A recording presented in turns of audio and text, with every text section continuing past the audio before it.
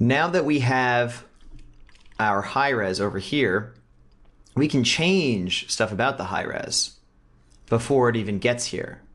We don't have to just stick with the pieces because that's what we got there. We could do lots of stuff to it. For example, we could unpack it, so.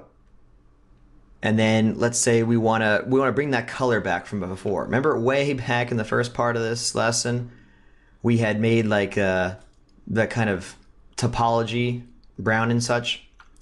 Let's first transfer the attributes here to name. And it's a lot of geometry it's dealing with now. This is going to be in the millions, so it's 6 million polygons right now. But we got it. We got the attributes in name. We'll want to promote it again.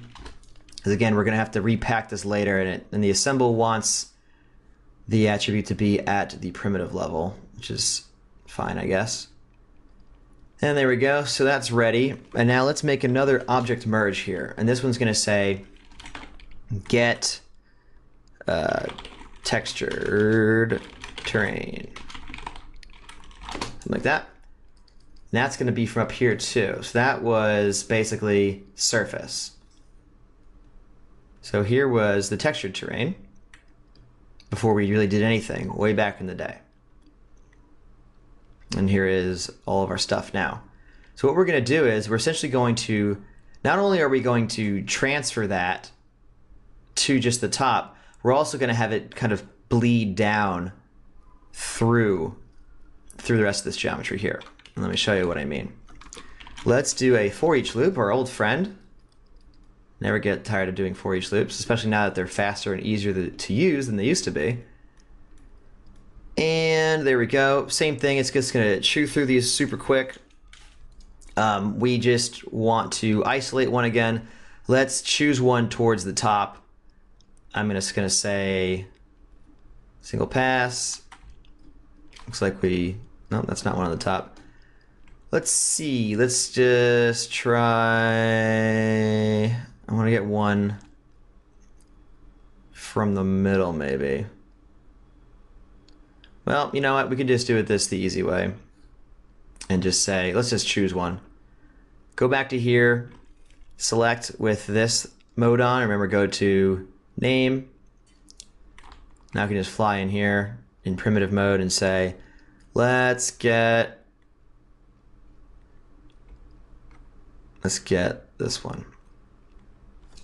So I'm going to delete that.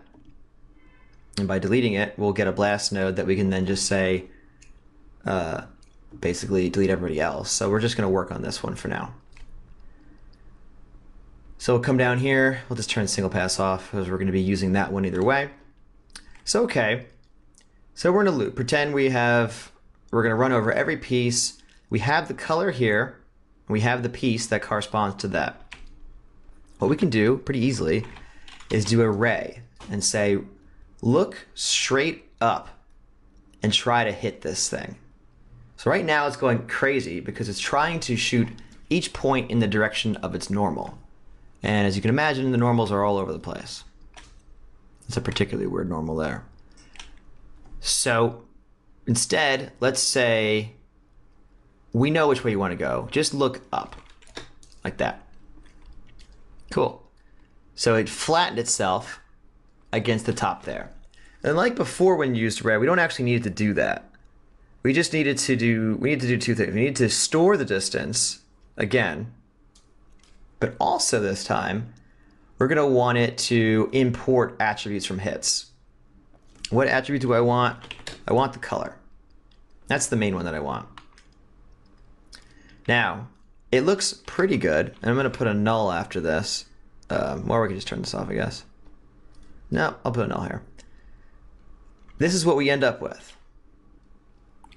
We have all this white stuff here, and that's because this piece is basically the exact polygons as the surface. So some of these points aren't quite hitting this collider here because they're already slightly over the line, especially new points that were created in between. they might be just slightly past it. So what we can do is, to account for that, we have this bias level here. Just slightly tweak the bias level down like that. What that will do is it'll essentially treat the points as if they started that much lower. That way, it's as if you were saying, let's just move this entire thing up here. Rather, let's just move this up a little bit. That way, they have to hit it because they don't start above it. Remember, if it's below it, they're definitely hitting it. Or they're definitely missing it, rather. And that's what's going on here. So essentially, again, we want to move this up slightly. And that's what this bias is doing. Like the opposite, really. We make this negative. And it just moves the geometry down. It moves it down, does the ray, and moves it back, essentially. So cool. So we've imported the color exactly as it was originally. So some of the pieces will get these light areas, some will get these dark areas. And what's particularly nice is the below ground areas too will get the same color hue from that. Cool. So what else? Now we kept the dist attribute because we can also do something with that. How about the deeper we get away from the surface, the darker the material gets. Maybe it's wetter or it's older or something. It'll evoke a sense of this has been inside. It's not sun bleached anyway for a long time. So I'm going to make a point wrangle in order to do that. Let's say colorize, something like that. And I'll just say remember we have our dist attribute. So let's remap first of all that dist attribute. Where I'm going to say, let's say float dist color. It's going to be something like, let's move this over for a second. We'll fit it from the dist, the incoming thing, and we'll go from 0 to some amount. We'll say this is max depth, max color depth, because we're probably going to use this to do displacement also. Max color depth, we'll remap that to 1 for now. We might change this later. Otherwise, we could just divide it by that number. Cool. So we've got that. And then we can have dist color,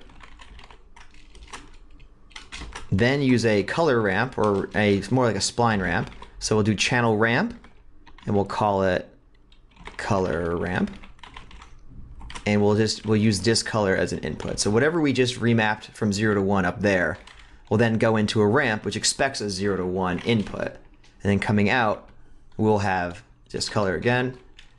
And then from that, we can say take the existing color, the one that we just got from the ray, and just maybe multiply it by itself. So multiply it by this thing that we just came up with. So first of all, we're going to have to address these things. Cool. So let's look at this. I'm going to say some amount of depth here.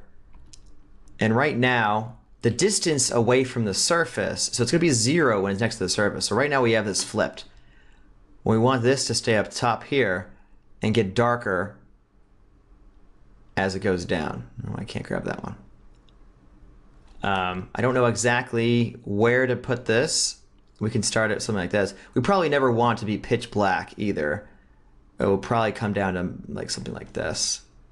We'll probably also want to like suddenly go down maybe at some point. You can either come back up a little bit if you want and then go down again. Something like that. Maybe it tapers off.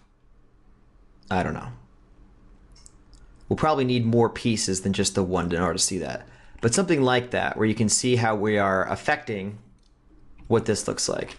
What we could even do is something, we could do this. How about we just take a box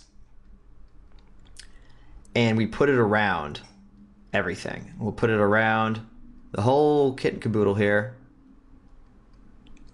And we'll give it a bunch of divisions or polygon mesh rather, and we'll give that a bunch of divisions. So we have a whole bunch of points, especially along here and here.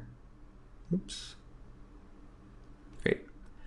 Let's just use that as our input, just so we can get a full idea of what we're up against. So here's the color going up, and now this is what our Colorize looks like. So that's kind of boring the way it is. We probably, at the very least, I want the color to reach down farther.